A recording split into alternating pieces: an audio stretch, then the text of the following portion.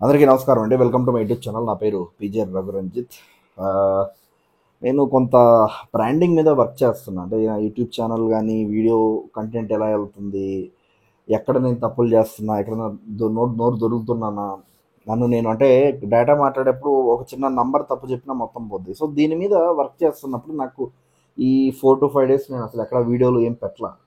But దానికి సంబంధించి నేను మొత్తం ఇప్పుడు నాకు ఒక ఫ్రేమ్వర్క్ నేను తయారు చేసుకున్నా, ఎలా ఉండాలి ఏంటి అనేది. సో ఈ విషయం పక్కన పెడితే బేసికలీ నేను కమెంట్స్ చూడను. బేసిక్గా నేను కమెంట్స్ని పెద్ద అంటే చూస్తాను, బట్ చాలా రేర్గా పట్టించుకుంటాను.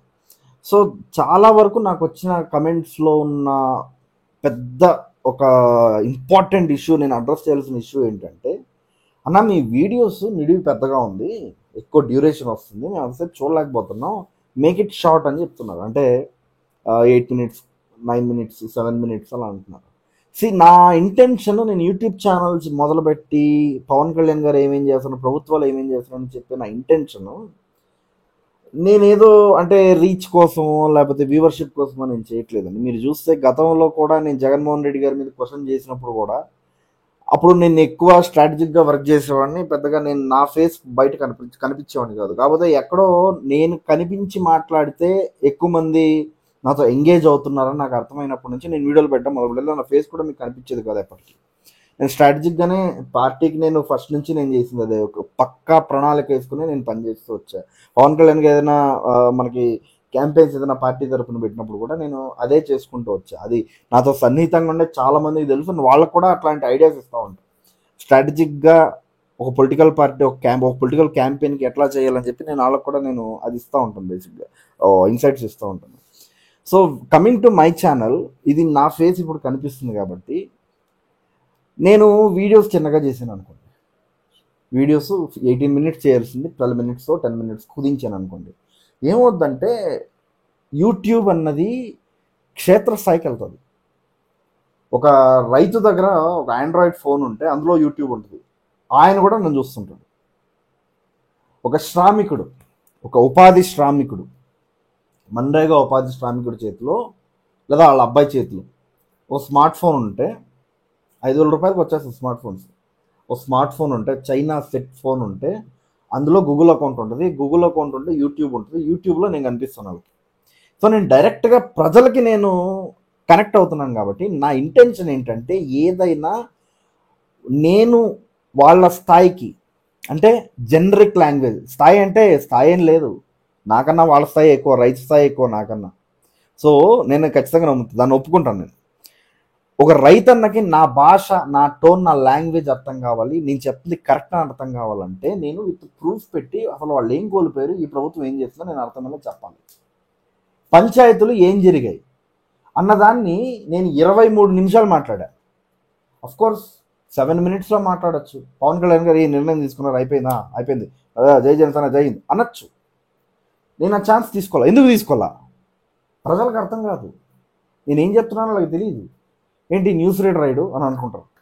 కానీ వాళ్ళకి అర్థమయ్యేలా చెప్పడానికి ఆ టైం ఎక్కువ ఉంటుంది. సో దయచేసి వీడియో పెద్దగా ఉందా అది సమస్య. మనకి యూట్యూబ్లో 1.25, 1.5, 2x ఉంది. 2x వేసుకొని చూడండి. తర్వాత నేను ఎలాగో డిస్క్రిప్షన్లో రాస్తాను కదా, అది చదవండి. ఎలాగో నా వీడియో అయిపోయిన తర్వాత అట్ లాస్ట్ మీ చేతిలో ఉంటుంది నిర్ణయం. నేను ఎప్పుడు కూడా నేను చెప్పిందే కరెక్ట్ అని నేను చెప్పను ఎప్పుడు కూడా. దీని మీద మీ ఒపీనియన్ చెప్పండి. మీ ఈ నిర్ణయం మీద, ప్రభుత్వం తీసుకునే నిర్ణయం మీద మీ ఒపీనియన్స్ కమెంట్ రూపంలో తెలియజేయండి. నేను చెప్తానే ఉంటాను. ప్రతి ఒక్కరు అది చేయండి. మీరు ఎంటైర్ వీడియో చూసిన తర్వాతే మాట్లాడండి. సో అలాంటి ఎవరైతే నిడివి ఎక్కువ ఉంటుంది మీ వీడియోస్ అని అనుకుంటున్నారో, సారీ సార్, గవర్నెన్స్ గురించి మాట్లాడుతున్నాం. పనికి మాలిన రీల్స్ ఒక 25 తిప్పేలోపు కంప్లీట్గా ఒక వీడియో మీరు చూసేయచ్చు. దానికి తోడు పవన్ కళ్యాణ్ గారు ఏమేం చేశారో మీకు తెలిసిపోద్ది. ఎవరైనా మీ పవన్ కళ్యాణ్ ఏం చేశాడు, అభివృద్ధి ఎక్కడ అంటే తీసుకెళ్ళి ఆడ మాన్ కొట్టచ్చు, డాక్యుమెంట్స్ ఉంటుంది నా వీడియోలో. ఓకేనా? పిఠాపురం గురించి మాట్లాడదాం. Let's start. పిఠాపురానికి సంబంధించి పవన్ కళ్యాణ్ గారికి చాలా క్లియర్ కట్ విజన్ ఉంది. ఒకసారి వీడియో చూడండి. నేను ప్రప్రథమంగా మీకు ఇచ్చిన హామీలు తాగునీరు, సాగునీరు, విద్య, వైద్యం, ఉపాధి అవకాశాలు చూసారు కదా, ఉపాధి, విద్య, వైద్యం, సాగునీరు, తాగునీరు. పవన్ కళ్యాణ్ గారి విజన్ ఇంతే ఈ దీనికి సంబంధించి, మనకి పిఠాపురానికి సంబంధించి. సో మీరు పవన్ కళ్యాణ్ గారు ఏ నిర్ణయం తీసుకున్నా కూడా దీని చుట్టూనే తిరుగుతూ ఉంటుంది. మొన్న మేబీ ఒక 3 weeks బ్యాక్ అనుకుంటా, డ్యూ టు నేను కొన్ని విషయాల వల్ల నేను కంటెంట్ కొంత లేట్ అవ్వచ్చు, బట్ పవన్ కళ్యాణ్ గారు చేసిన ప్రతి దాని గురించి నేను మాట్లాడతాను, ఓకేనా.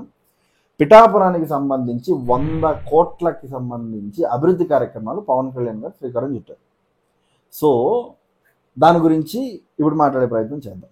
పిఠాపురంలో 30 పడకల ఆసుపత్రిని 100 పడకల ఆసుపత్రికి మీరు దాన్ని అప్గ్రేడ్ చేయండి అని పవన్ కళ్యాణ్ గారికి వచ్చిన వినతి పత్రాలని దృష్టిలో ఉంచుకుని, పవన్ కళ్యాణ్ గారు ఎప్పుడు ఆయనతో సమస్యలు చెప్పుకోవడానికి వచ్చినా మాకు అప్గ్రేడేషన్ కావాలని చెప్పి అది అప్గ్రేడ్ చేస్తూ దాదాపు 34 కోట్లతో, నేను గతంలో కూడా చెప్పాను, 34 కోట్లతో ఎక్స్రే మిషన్ దగ్గర నుంచి నర్సు, కొత్త డాక్టర్స్ దగ్గర నుంచి అపాయింట్ చేసి దాన్ని అప్గ్రేడ్ చేయడానికి మొన్న లాస్ట్ మంత్ అనుకుంటా శంకుస్థాపన జరిగింది.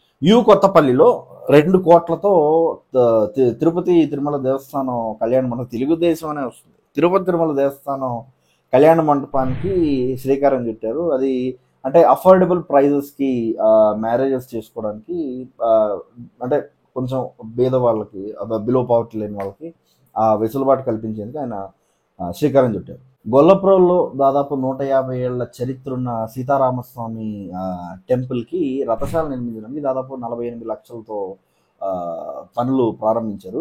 చేబ్రోల్లో సీతారామస్వామి దేవస్థానానికి సంబంధించి అక్కడ ప్రాంగణం, అక్కడ ఎందుకంటే వేద పఠనానికి కానీ, ప్రవచనాలు చెప్పడానికి కానీ, గుడికి వచ్చినప్పుడు ఎవరైనా కూర్చుంటారు కదా మామూలుగా, అలా కూర్చోవడానికి కానీ, దానికి సంబంధించిన అభివృద్ధి కార్యక్రమాలకి దాదాపు 1,32 లక్షలు ఖర్చు పెట్టి అక్కడ ఆ కార్యక్రమానికి శ్రీకారం చుట్టాడు. ప్రభుత్వం ఎకనామికలీ వీకర్ సెక్షన్ వర్గాలు, అంటే బీసీ కాపు వర్గాలకు సంబంధించినంత వరకు వాళ్ళకి దర్జీ, టైలరింగ్ నేర్పించే ట్రైనింగ్ ప్రోగ్రామ్ ఒకటి ఏర్పాటు చేశారు, ఫ్రీ ఆఫ్ కాస్ట్.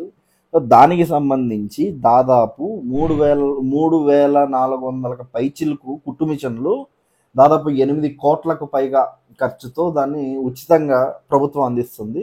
సో దీని ద్వారా వాళ్ళకి ఏంటంటే ఒక ఉపాధి లభిస్తుంది. నార్మల్గా రైతులకి ఏదైనా వర్షాలు ఇట్లాంటివి పడినప్పుడు వాళ్ళ పంటలు నాశనం అయిపోతాయి. సో మనకి ఇంకా నెక్స్ట్ మంత్ నుంచి, జూన్ నుంచి స్టార్ట్ అవుతాయి, మే నుంచే స్టార్ట్ అవుతాయి చాలా ఏరియాస్లో, May 15 నుంచే మొదలైపోతాయి వర్షాలు. సో మనకి అలాంటి ఛాలెంజెస్ని ఓవర్కమ్ చేయడానికి పవన్ కళ్యాణ్ గారు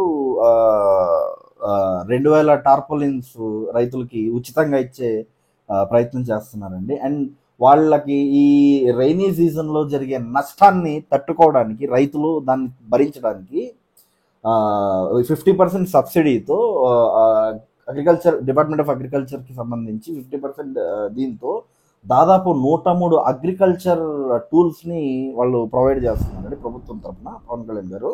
దాదాపు 14 రొటావేటర్స్, 50 స్ప్రేయర్స్, 39 పవర్ టిల్లర్స్. సో దీని ద్వారా మనకేంటంటే వాళ్ళకి ఖర్చు తగ్గుతుంది, 50% సబ్సిడీ ఇవ్వడం వల్ల వాళ్ళకి బర్డెన్ తగ్గుతుంది, ఫైనాన్షియల్ బర్డెన్ తగ్గుతుంది.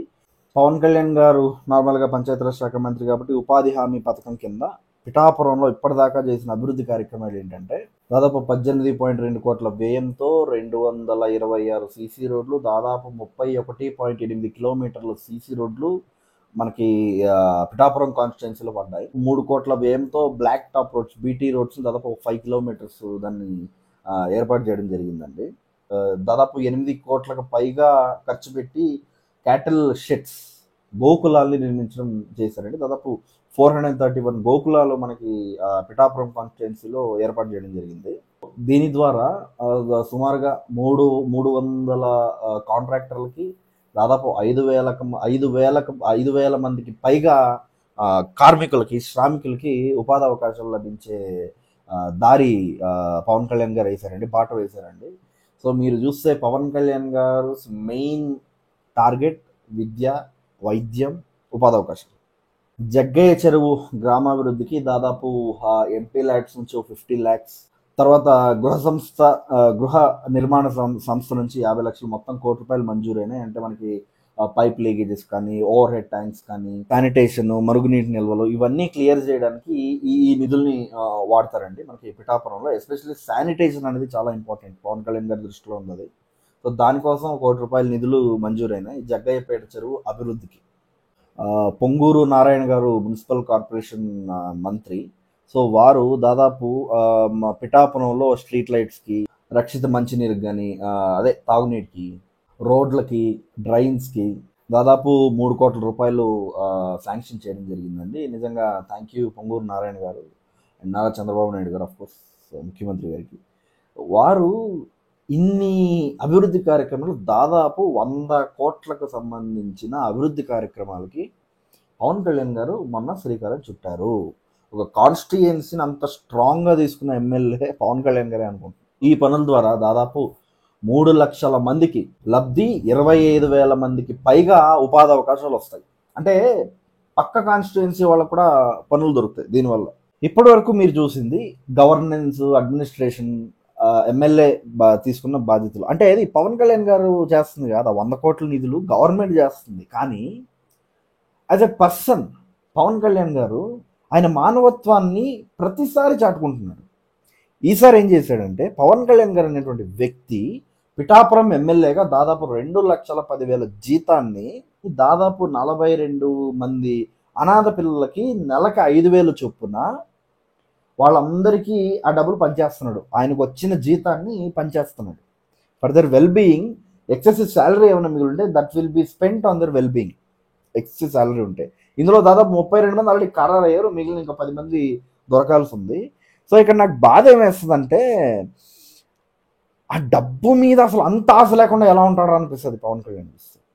అంత అసలు మరీ ఇంత నిస్వార్థంగా అసలు అలా ఎలా ఇచ్చేస్తున్నాడు ఆ మనిషి అని అనిపిస్తుంది. శాలరీస్ తీసుకోవడం అసలు ఒక ఎమ్మెల్యేనో, మీరు ఒక ఎంపీనో, మీరు ఎవరైనా చూస్తే వాళ్ళ శాలరీస్ ఇవ్వడం పక్కన ఉంచండి, వాళ్ళు టెండర్లో కాంట్రాక్ట్లను దొబ్బేస్తారు. అధికారంలోకి వచ్చిన ఎవరినైనా మీరు తీసుకోండి, వాళ్ళ ఆస్తులు పెరుగుతాయి. ఈ పవన్ కళ్యాణ్ అనే మనిషికి నాకు ఇది అర్థం కావట్లేదు. ఆయన కోపం వస్తుంది నాకు ఫస్ట్ టైం. పిల్లలకి ఏం ఆస్తి ఉంచకుండా సంపాదించిన పనిచేస్తున్నాడు అందరికీ పిచ్చోళ్ళలాగా. చరిత్రలో నిలిచిపోతారు సార్. నాకు గుర్తుండి టంగుటూరి ప్రకాశం పంతులు గారు ఇలాగే త్యాగం అని చేసి లాస్ట్లో ఆయనకి చివరికి వేసుకోవడానికి షర్ట్ కూడా లేని పరిస్థితుల్లో ఆయన చనిపోయారు. సో మిమ్మల్ని చూస్తూ ఉంటే నాకు ఆయన గుర్తొస్తుంటాడు అప్పుడప్పుడు. టంగుటూరి ప్రకాశం పంతులు గారు కనిపిస్తూ ఉంటారు నాకు మీలో ఒక్కోసారి. మరీ ఎక్కువ చేయకండి సార్, ఏమైనా వదలండి అఖిలానందన్, మార్క్ శంకర్కి. Thank you. జై జనసేన, జై హింద్. మీ ఒపీనియన్స్ని కమెంట్ రూపంలో తెలియజేయండి.